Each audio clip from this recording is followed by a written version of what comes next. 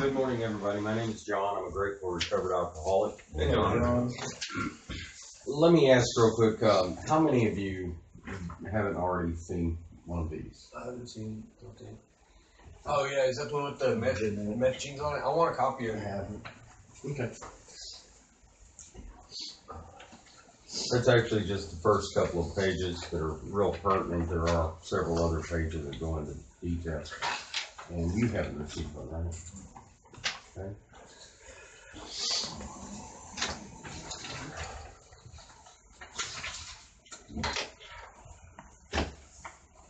All right. I guess all of you have seen what's on the board before I erase that. Okay.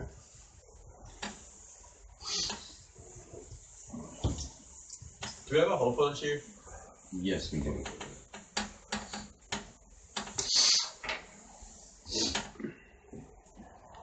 Is Matt gonna be doing these groups? Yes, there will be a variety of people that are doing this. You will probably be doing some of these groups. That's one of the reasons you probably want to really, look at it from the perspective of becoming a facilitator yourself. Okay. Well, today's lesson is entitled The Psychopathic Temperament. Most people that are alcoholic or drug addicts really don't understand the extent of what the disease is. They hear this word disease, and usually they approach that word with doubt of, do I really have a disease? Or is this just a word they've given it? And for the most part, people never look up the word disease. They don't ever look up the information that the American Medical Association or anyone else has to say about alcoholism or drug addiction.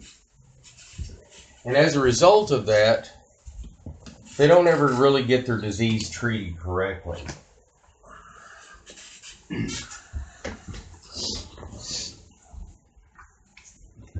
And then they wonder why, that a short time down the road, 6 months or a year down the road, they relapse again. And that's because they've never taken time to know what their disease is. They don't know how serious it is. They don't know what kind of condition it is. In fact, for me, I was one of those kind of people that thought, well, we're just a bunch of alcoholics and we called it a disease and that makes us feel better about having it. And I went on that way for a number of years. To add to that problem, we have an entire world of people that, again, have not taken time to read any of the material, to research it, that declare it's not a disease, that it's a behavioral disorder. That somehow they're just these people that go bad, they become bad units, and decide that they're going to be cruel to their family, to their loved ones, and they're enjoying the party so much that they go spend the money that's available to feed their children on drugs. And they go rob houses and so forth because they're just bad units. So we'll have a question and answer here shortly. So jot down your questions, and that way we can address all of those at about the same time.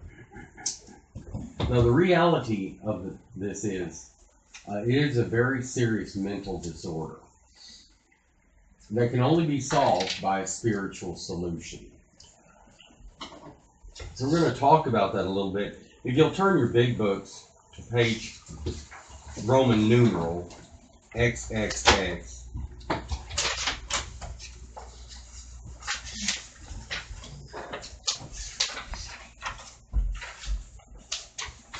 Jesse, you pass me one of those papers.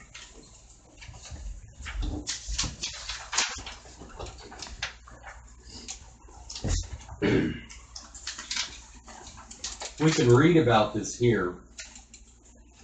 And before I go any further, there's no room for argument among members of any 12-step group, there's no room for argument within my own mind dealing with a fatal disease that if it's untreated, it will kill me.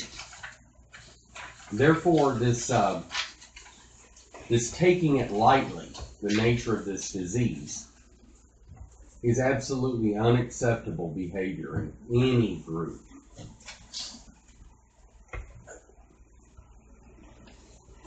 Unfortunately, we see a lot of people that do.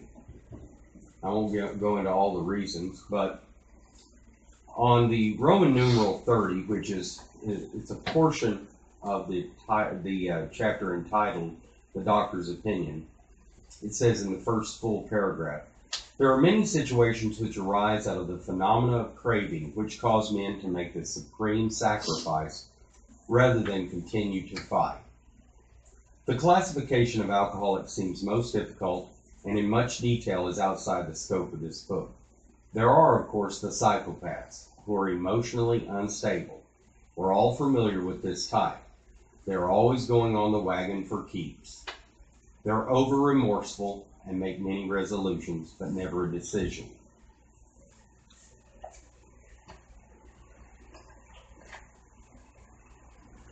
I know most of you have heard that statement multiple times now.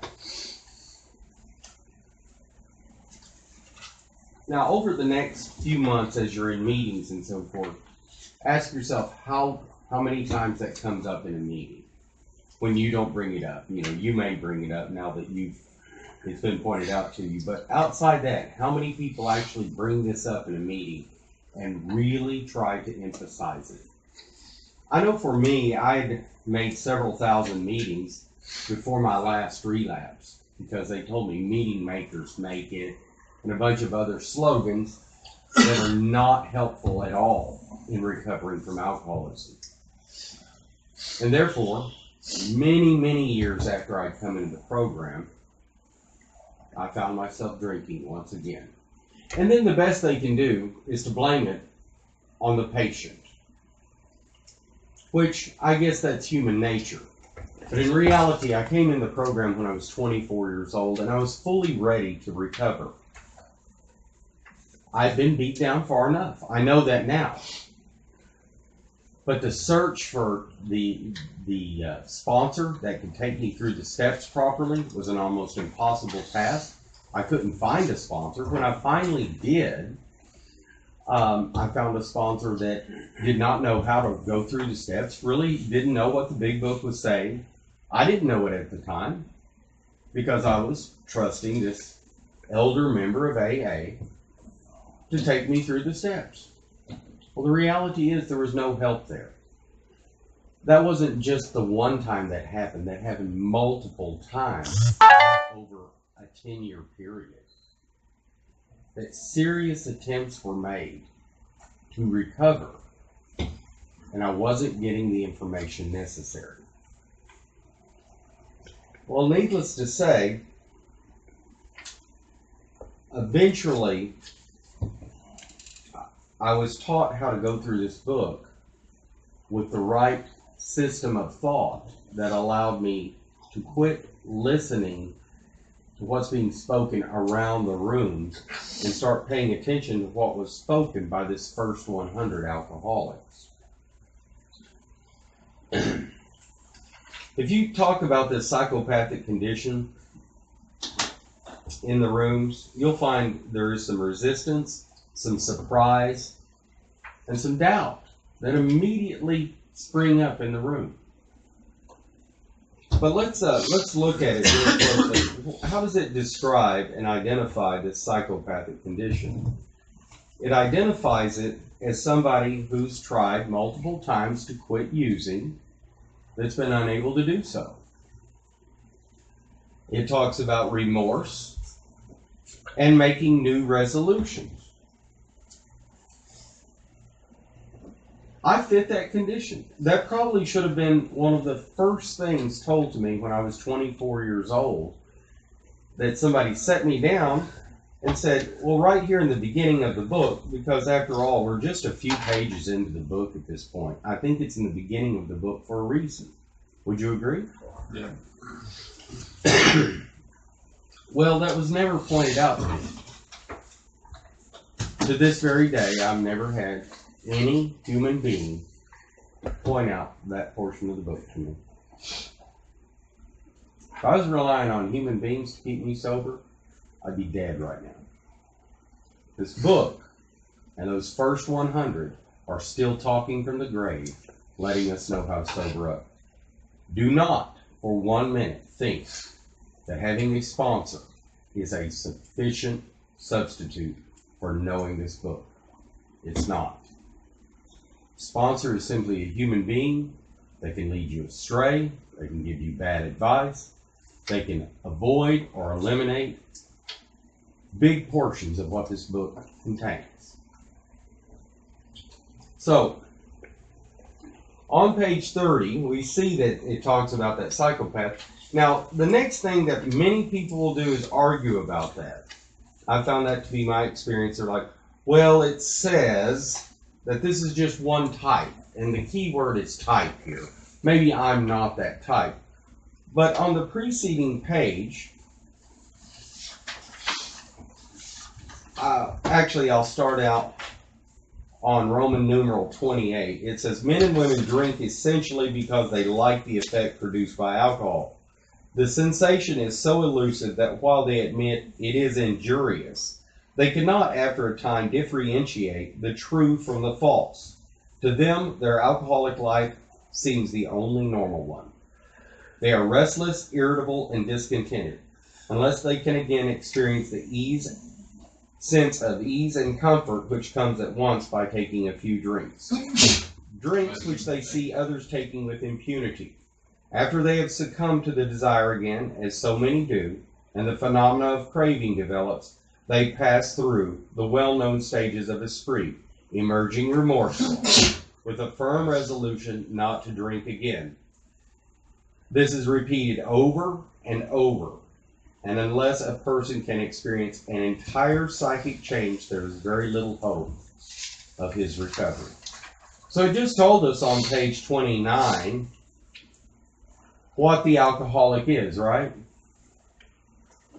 Now on page 30, it starts describing different types of alcoholics.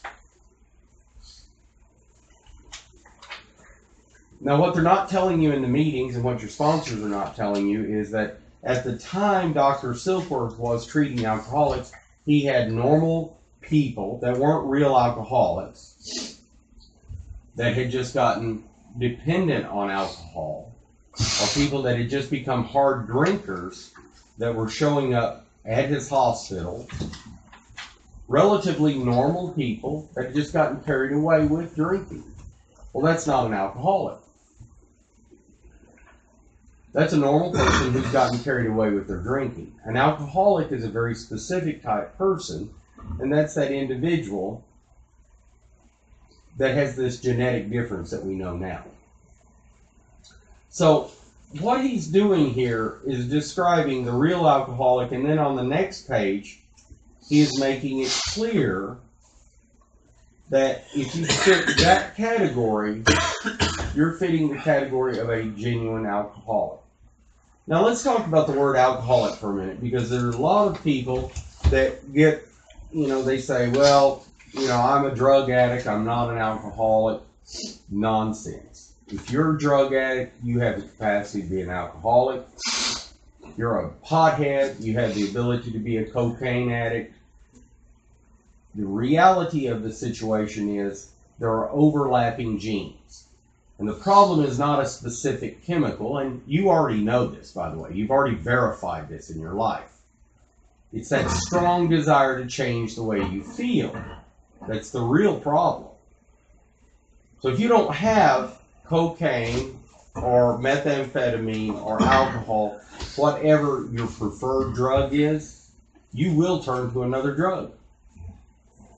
You set any good old alcoholic out on an island with no alcohol and a big sack of cocaine, and you'll come the next few days and he'll be on that cocaine. You take any methamphetamine addict, you set him on an island with no methamphetamine, and he will be on that alcohol. And yeah, for him to get a really good dependence on it and it to become thorough, deep embedded alcoholism, it may take a little while. And he might still prefer methamphetamine if it were given. The point is, it'll destroy his life just like the meth did, or vice versa. So that's going to bring us to this article that I passed out here. To those of you who haven't already gotten one.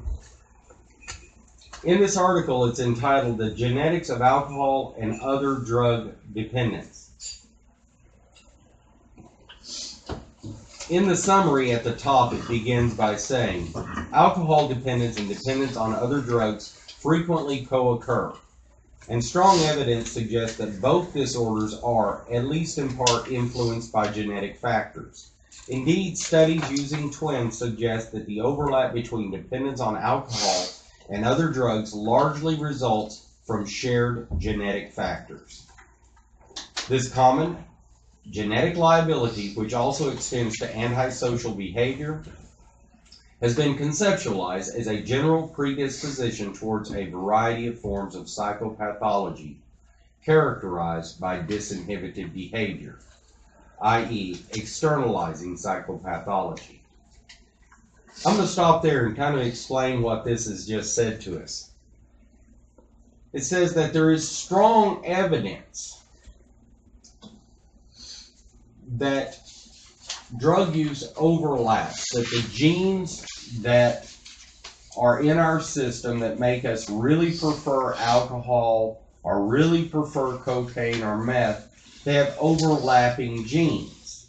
That means you might have all the genes to really prefer alcohol over methamphetamine, but you've got a few of the genes that'll make you like alcohol well enough to become a pretty good real alcoholic.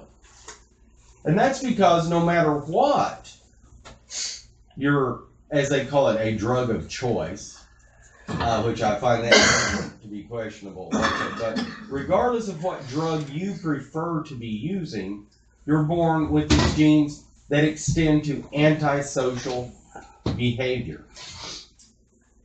Antisocial behavior is a psychopathic condition. It doesn't mean you don't enjoy having friends and so forth. Most psychopathic people and with antisocial personality disorder have a large group of friends. It means I have the inability to truly be social with you. In other words, I can't feel your feelings. And I've got this sick brain that's always working on keeping me distant from how I'm affecting you. And always justifying how it's okay for me to be selfish. It never stops. It works 24/7, keeping me selfish all the time. For example, we see a lot of that in our life where we're supposed to pay our bills. And we'll just leave an apartment owing money to the apartment complex. That's antisocial behavior because I've justified, well, they're a big apartment complex. They can afford to lose that money. Or maybe I'll leave owing an electric bill. And I justify, they're a big company. They can afford to do that. Or maybe I'll steal something. They can afford that. They're a big company. That's antisocial personality disorder. Or perhaps I borrow some money from you as a friend. Or I borrow some money from a parent, my mom, my dad. Well, it's all right for me to not pay them back. That's my dad. All of those things are antisocial personality disorder because it's not okay, is it? It's not okay for me to dismiss that this situation, this company, this individual, this person, it's okay for me to wrong that person, because it's not. It's okay for me to sell drugs because people are buying them anyway.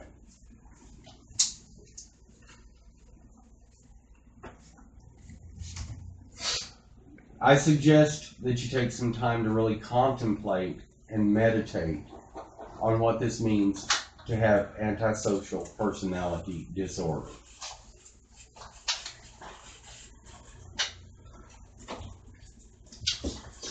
Now, the next thing it talks about here is, accordingly, many of the genetic factors affecting risk for dependence on alcohol or other drugs appear to act through a general externalizing factor.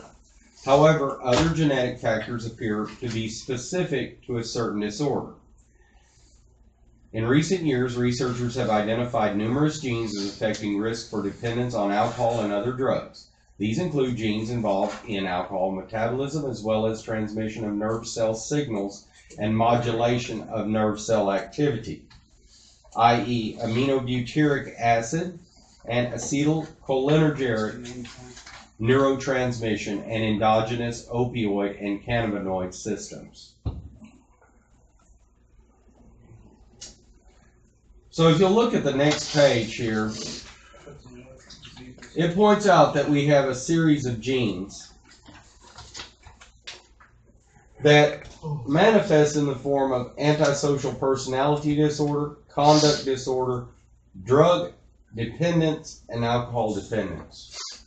That series of genes is represented by this circle. Now, another series of genes is represented by these other circles here. These are separate genes. So this set of genes means you were born with this tendency and temperament of the psychopath. It's a serious mental illness. And you're never going to be like a normal person. All these years that you thought you were just a normal person would be the equivalent of a person with schizophrenia thinking they're a normal person. We're not well.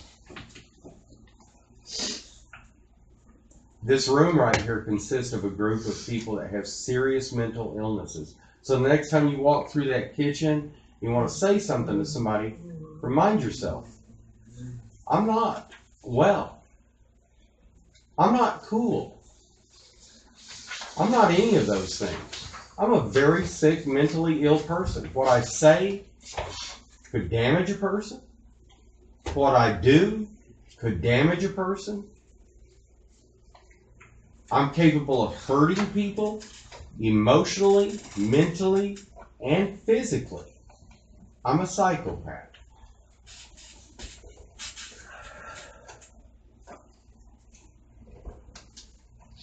It's pretty humbling, isn't it? Well, years back, there was a lot more negative thought about alcoholism.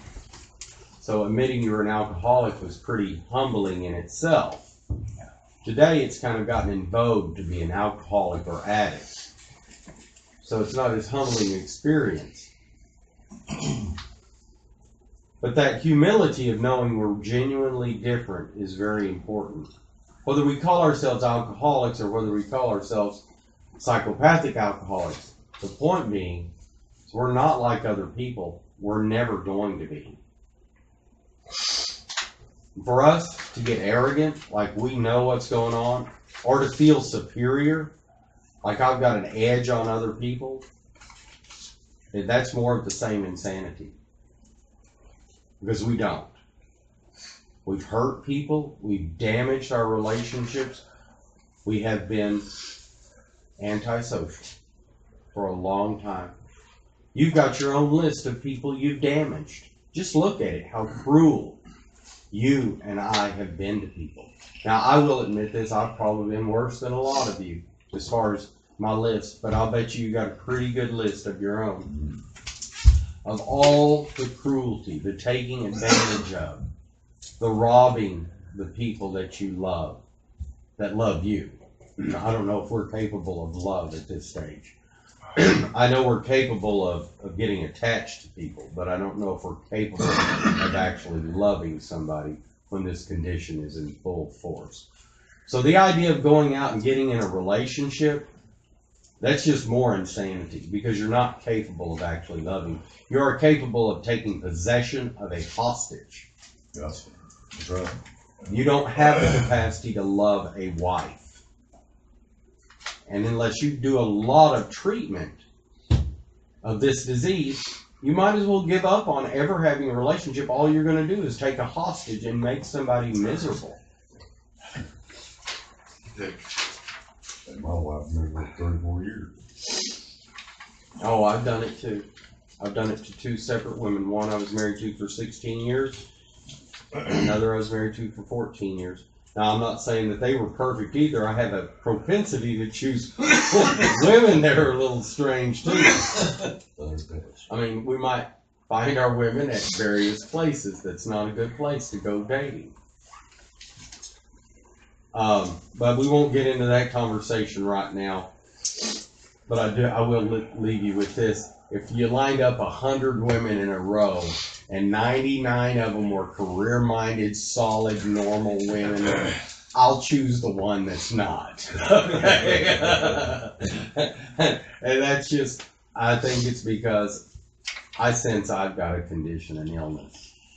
And I want somebody that's also got some deformity of character. I don't know. That's only theory. But if you'll notice here, these genes at this top circle manifest in these areas. Now these bottom circles that represent another series of genes represent what drug I'm going to like. And it tells you about that in the article. If you have certain genes, then those genes are going to tell a particular part of your brain, like the opioid system, that you really prefer opioids. If you really prefer opioids or opiates, then you're also kind of like your second choice in line will be alcohol. And way down on the list would be stimulants. Whereas there's another series of genes that says, if you like the stimulants, then way down on your list would be alcohol. So that's why it seems like, oh, I'm not an alcoholic, I'm just a meth addict. Don't kid yourself. If you're capable of getting addicted to meth, you're capable of getting addicted to alcohol. It may take a little longer. It may take several years. If you're addicted to alcohol, don't kid yourself. You can get addicted to meth. So you get the idea there. That is some of the most recent information that has been done on genetic studies. So you didn't ever have a choice, by the way. From the time you were conceived in the womb, it was already predetermined that you were going to be an alcoholic drug addict. That was already done. This never did have anything to do with you making a choice as being a freedom fighter rebel against mom and dad when you started rolling up those first joints as a teenager. It's as predictable as the sun coming up in the morning. If you've got those genes, you're going to be a drug addict. So all this independence that you believed you had over the years, it never did exist. You never were a freedom fighter. You're simply a very ill, genetically different individual from the day you were born. And we have no right to get arrogant. So we've looked at pages 28 and 29 and pages 30. I say pages, these are Roman numerals in the doctor's opinion. So what we're going to do now is we're going to jump over to page 20.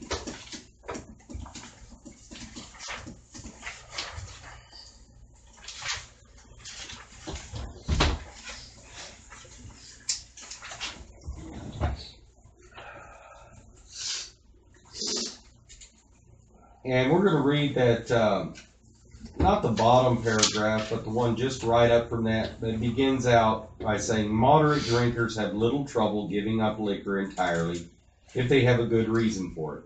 They can take it or leave it alone. Then we have a certain type of hard drinker. He may have the habit badly enough to gradually impair him physically and mentally. It may cause him to die a few years before his time. If a sufficiently strong reason, ill health, falling in love, change of environment, or warning from the doctor becomes operative, this man can also stop or moderate, although he may find it difficult and troublesome and may even need medical attention. But what about the real alcoholic? He may start off as a moderate drinker. He may or may not become a continuous hard drinker. But at some stage of his drinking career, he begins to lose all control of his liquor consumption once he starts to drink. Now that applies whether it's opiates, cocaine, methamphetamine, or alcohol. Whatever your drug is, that applies. What's the difference in the hard drinker and the real addict or alcoholic? Hard drinker can quit if sufficiently motivated to do so. Exactly. If a sufficient reason comes along, falling in love, a warning from the doctor, then a hard drinker can stop or moderate.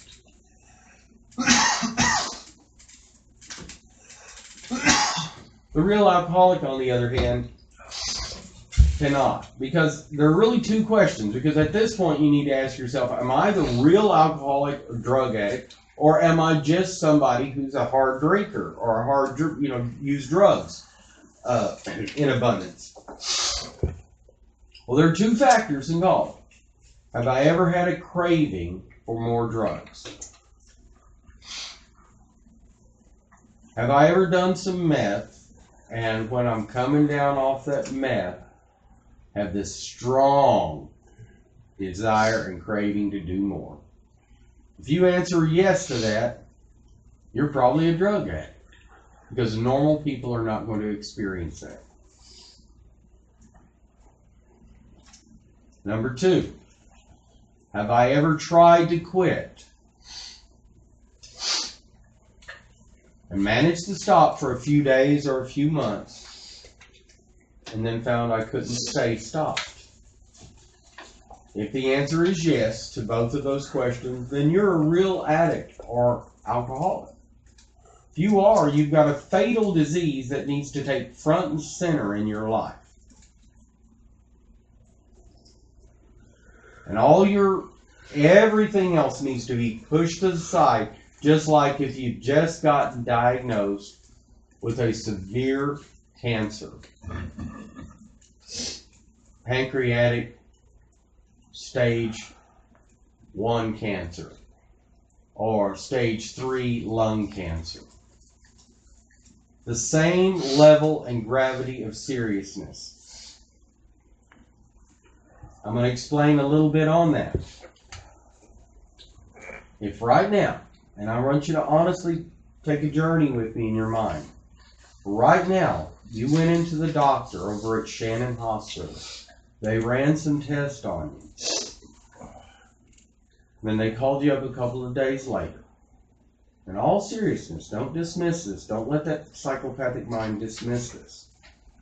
And they said, listen, man, you got stage 3 lung cancer. We'll get on top of this right away. You go through proper treatments. You might be able to survive. You've got a pretty good survival rate. But you're going to have to take off work on these days to have the treatment done. You're going to have to change some things in your life. You change those things. And if your boss didn't understand, you'd probably quit your job to take the treatment you need. It wouldn't be about my job is so important, would it?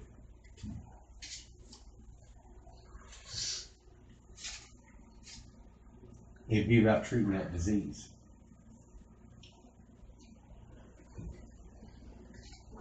Well, that's one of the things about this disease that makes it so cunning, baffling, and powerful.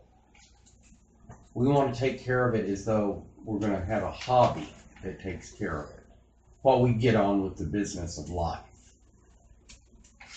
Which that would be fine if it worked that way. But the vast majority of people who do that die from this disease. They may die in a few months. They might die in a few years. It may take them a lifetime before they really get at a point that it kills them. But they die from the disease. We're all going to die with the disease, but we don't have to die from the disease. So, genuinely think about the seriousness of this fatal disease you have and where its place is in your life. Now, you go from being like the person who's been diagnosed with severe cancer to being more like the person who's been told that you're going to be confined to a wheelchair the rest of your life. So it does get better. You just got a serious handicap that's going to be a part of your life for the rest of your life. In other words, a person that's confined to a wheelchair, they know better than to try to get up and walk. It's not going to happen. Person who's broke their spinal cord, not going to walk again. But they can have a relatively good life.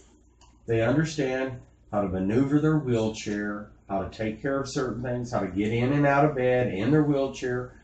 They go through some rehabilitation and relearning of life, and they can get along pretty good. In fact, our governor is in a wheelchair, isn't he? Governor of Texas. Yeah. You know how that happened to him?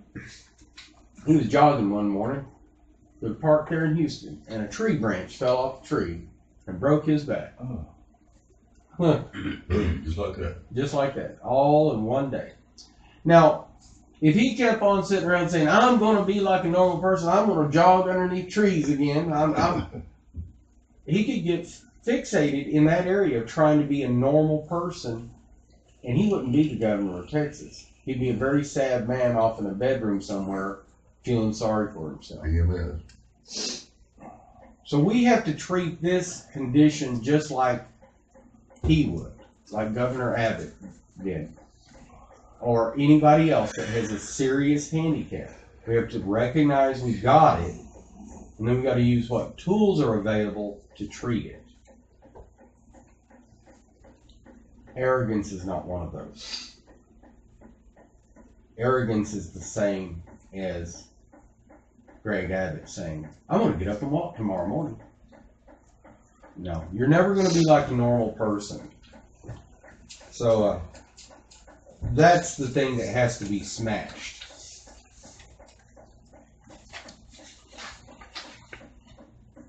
Let's talk about that. Page 30. In the main part of it, is actually page X No, actual page 30. Thank you for clarifying. Appreciate that, Matthew. Yeah, this is actually in the chapter entitled More About Alcoholism. In the second full paragraph, it says, we learned that we had to fully concede to our innermost selves that we were alcoholics. This is the first step in recovery. The delusion that we are like other people, or presently may be, has to be smashed. So he's talking to this presently may be. It's a group of people who are sober, and they've had, some of them, as many as 4 years sobriety at this point. He said, you know, if you presently think you're like a normal person, I understand you've got 3 years sobriety, but if you think you're like a normal person, that needs to be smashed. I don't think the word smashed was chosen lightly. He's trying to emphasize that it's like, well, it's like when you take a large vase and you were just to smash it on the floor. It's in so many pieces, it's not going back together. The idea that you're like a normal person has to be smashed. Can you visualize that? You take a large vase or coffee cup and just smash it on the floor. It's not coming back together. So that idea that you're like a normal person has to be smashed. We have to fully concede to our innermost selves that we're alcoholics. Well, here, the alcoholic/drug addict is having a little difficulty because they want to admit they got a problem with a chemical. That's not what it's talking about. See, if we read the first part of the book, we would understand that Dr. Silkworth talks about a psychopath. He's talking about a real alcoholic. There's a lot that goes in before the 30th page of the book. So if I start on page 30, then I'm still thinking, well, it's a chemical. The chemical's not my problem. They told me all about this mental illness in the first few pages of the book. So by this point, they're expecting the reader to understand what you mean when you say alcoholic. Are you with me? They're expecting us to, when we say the word alcoholic, for it to register in our mind, oh, okay, that's a serious mental illness, that's a lot of problems, it's a physical craving, it's a mental obsession. They're expecting all kinds of things to ring through our mind when they say alcoholic. They're not expecting us at this page, by page 30, to have any remaining belief that it's just about a chemical and getting off a chemical. Unfortunately, when you get in a meeting, where do they start out? They start out on chapter 5 with the brand new newcomer. To the first 10 pages. They start out on chapter 5, right? And that's what the newcomer hears. And that, I love the way Mark Houston states it. He says, this is a basic textbook for recovery. What if you had a textbook for mathematics and they started you out in the middle of the textbook? You're probably not going to get it. It's just not going to make sense. Went to calculus instead of basic math. Exactly. So that's what you're getting right at this moment, is an awareness of how important it is to read this page by page, starting at the beginning. The book builds on itself. If you don't get the beginning part, you can't get the last part. And we just gave a good example of that right here. I wouldn't understand what alcoholic means. I'm still approaching that with a naive concept that I've had for years. That an alcoholic is a hard drinker, right? It's already told me all about that.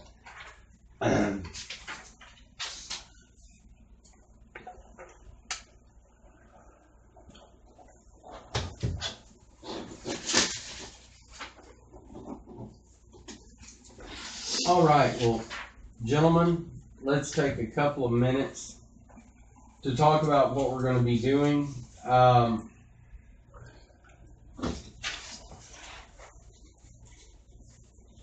Under activity on this page, it's got this kind of orange print on it.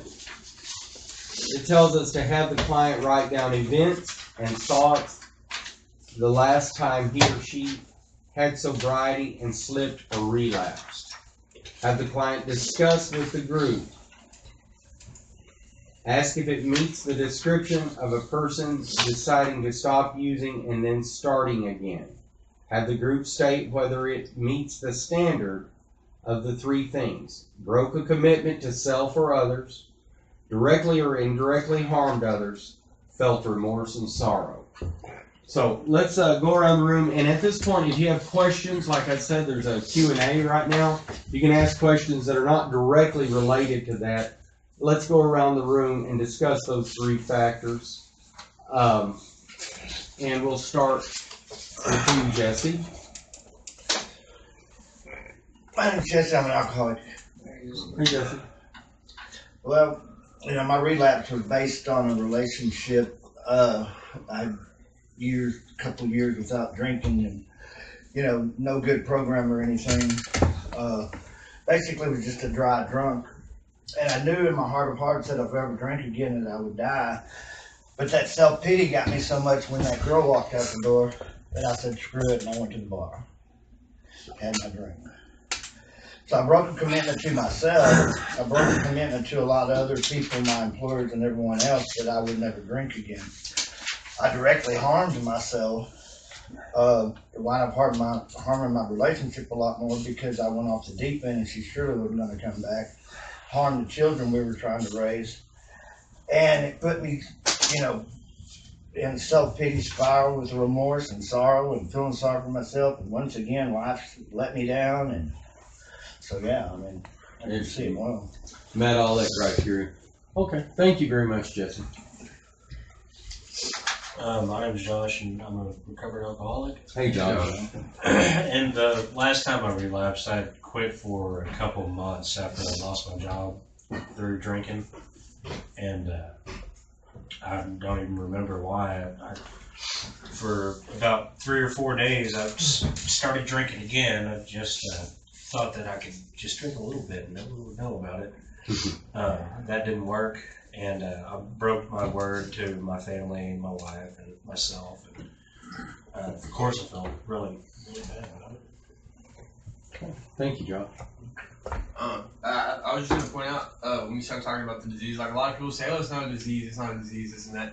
There was a doctor. I had to watch this video in treatment and Turning Point. There was a doctor. I can't remember his name, but he like asked the question. He like the whole video was like going over and explaining like the physical effects on your brain, your body, of substance use. Like he talked about the glucosamine depletion, like dopamine, like it was short-term memory pathways, long-term memory pathways, and the rate of decline of those pathways and this and that. And he basically he brought up like the disease model, like the standard accepted scientific disease model, and then he fit addiction and alcoholism into it. Perfectly. It is a disease. It's a disease model verbatim. Yeah, that is absolutely true, and thanks for offering that information. It fits the exact description of a disease. What's weird is that anybody would question it, but yeah, thank you very much, Matthew. Okay. My name's Ryan. Hey, Ryan. Last time I relapsed.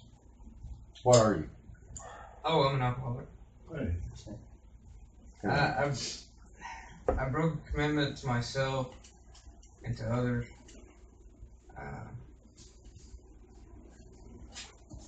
I thought if I worked harder and did more, then I wouldn't drink or use again. Directly and indirectly harm other people. Family not here and family here. I felt remorse and sorrow because that's what remorse is all. Because it was stupid. It's a disease. Disease. It's not stupid. It's a disease, bro. Thank you, Ryan. My name is Rodney. I'm an alcoholic addict. Hey, Rodney. Last time I had clean time and relapse was a couple of years back. I was staying at the Serenity House. Went to 180 House in Abilene. I was working, and eventually I just got tired of just working all day. I was just finding my little skid row and started slipping in drinks, and eventually started slipping and falling into my disease. And that's pretty much how I just started slipping all over again. Thank you, Rodney. I'm David, an alcoholic addict. Hey, David. Well, pick a time. My last Pick a time. pick a letter. Yeah. Well, I'm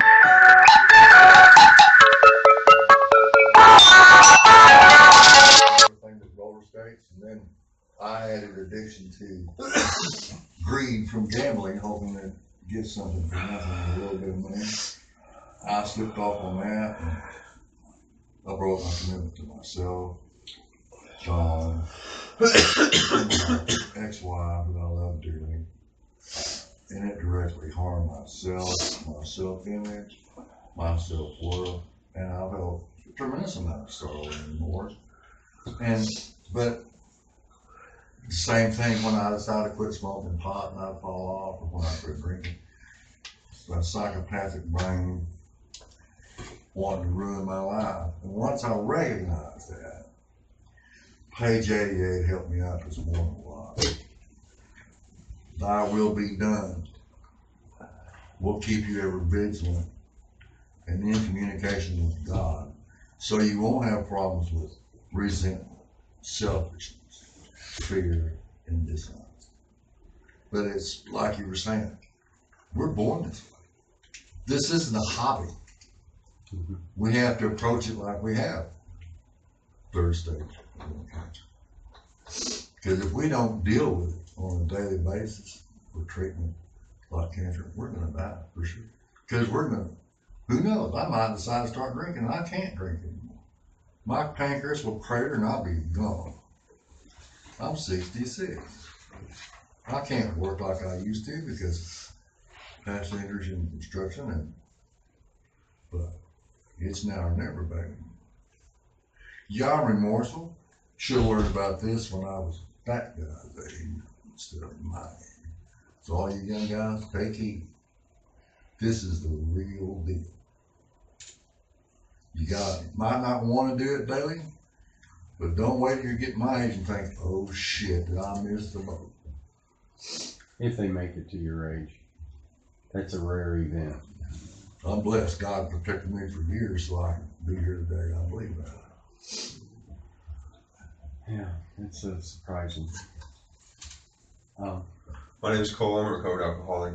I don't necessarily remember the exact time I relapsed this last time. I know it was following treatment, and I don't know the events that led up to it. I just know I wasn't working a spiritual program of action that, could combat my obsession. So, but did I break a commitment?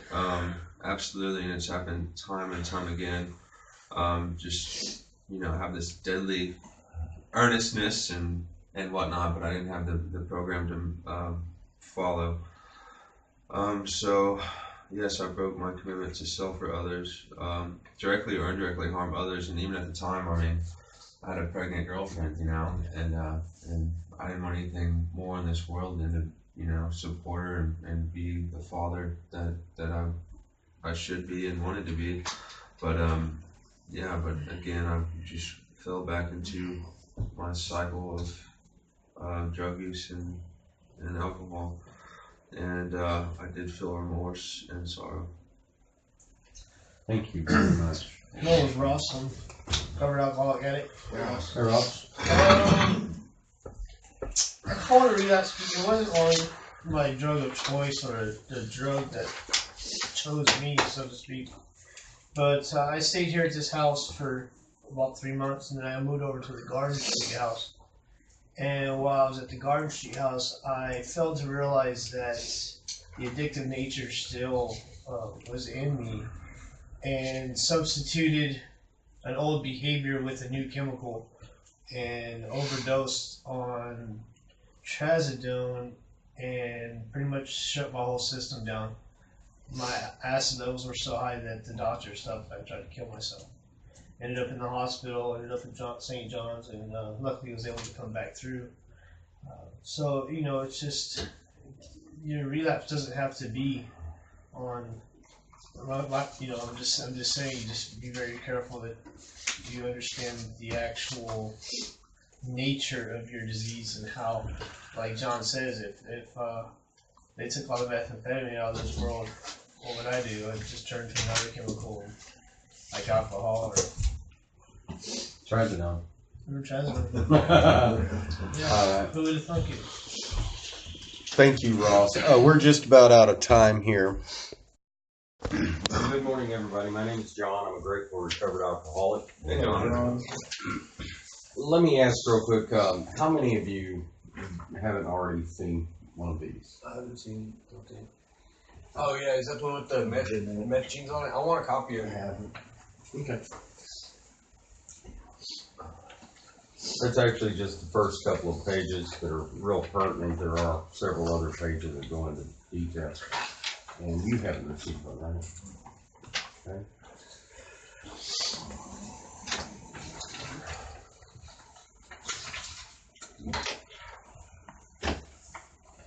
All right. I guess all of you have seen what's on the board before I erase that. Okay.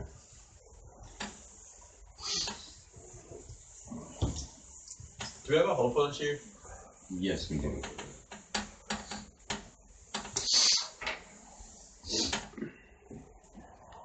Is Matt gonna be doing these groups? Yes, there will be a variety of people that are doing this. You will probably be doing some of these groups. That's it's one of the reasons you probably want to really, look at it from the perspective of becoming a facilitator yourself. Okay.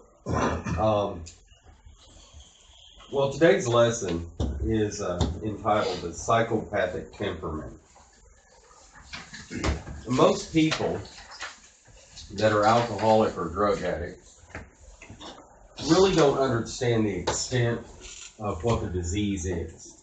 They hear this word disease, and usually they approach that word with doubt. Do I really have a disease? Or is this just a word they've given it? And for the most part, people never look up the word disease. They don't ever look up the information that the American Medical Association or anyone else has to say about alcoholism or drug addiction. And as a result of that, they don't ever really get their disease treated correctly.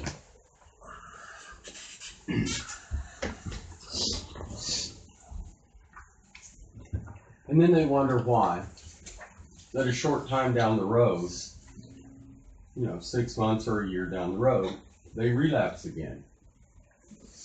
And that's because they've never taken time to know what their disease is. They don't know how serious it is. They don't know what kind of condition it is.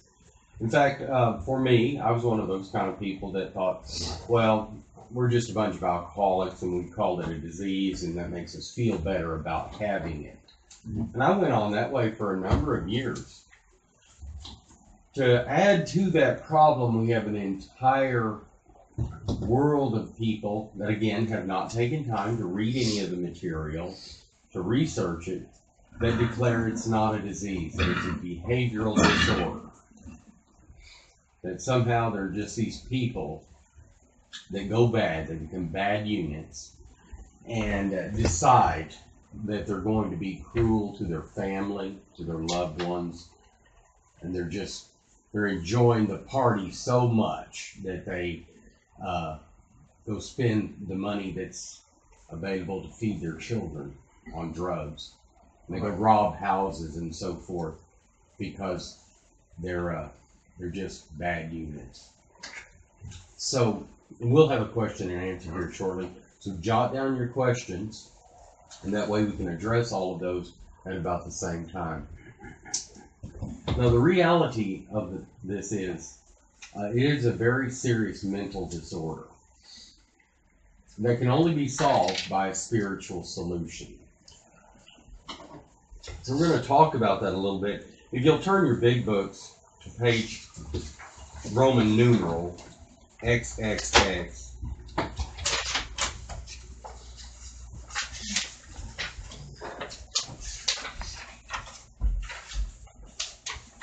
Jason, you pass me one of those papers.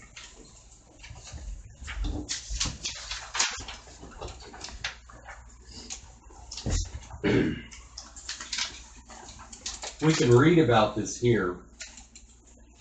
And before I go any further, there's no room for argument among members of any 12-step group.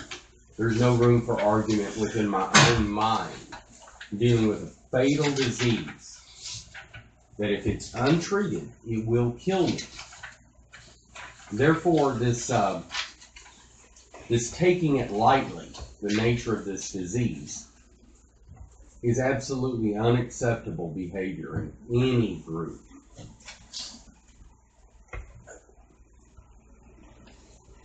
Unfortunately, we see a lot of people that do. I won't go into all the reasons, but on the Roman numeral 30, which it's a portion of the chapter entitled "The Doctor's Opinion," it says in the first full paragraph, There are many situations which arise out of the phenomena of craving, which cause men to make the supreme sacrifice